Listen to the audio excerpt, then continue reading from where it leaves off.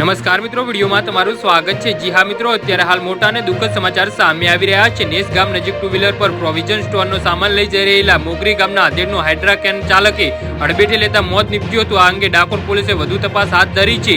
જી હા મિત્રો, અત્યારે હાલ મોટા અને દુઃખદ સમાચાર સામે આવી રહ્યા છે।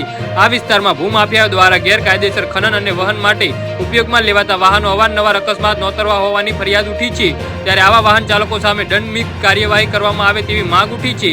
જી હા મિત્રો, અત્યારે હાલ મોટા સમાચાર સામે આવી રહ્યા છે। આણંદના મોગરી ગામે રહેતા અને ઠાસરા તાલુકાના નેસ ગામે પ્રોવિઝન સ્ટોર ચલાવતા 50 વર્ષીય કનુભાઈ પરમાર બુધવારે બપોરે ડાકોરથી નેસ ગામ પોતાની દુકાનનો સામાન લઈ જઈ ટુ વ્હીલર પર જઈ રહ્યા હતા। આ દરમિયાન તેઓ નેસ નજીક રસ્તાની સાઈડમાં ઊભા હતા।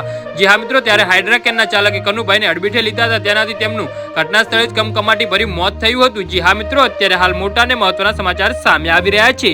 તો મિત્રો, આના વિશે તમારું શું કહેવું છે તો નીચે અમારી કમેન્ટ બોક્સમાં જરૂરથી જણાવજો અને અમારી યુટ્યુબ ચેનલને સબસ્ક્રાઇબ કરવાનું ભૂલતા નહીં।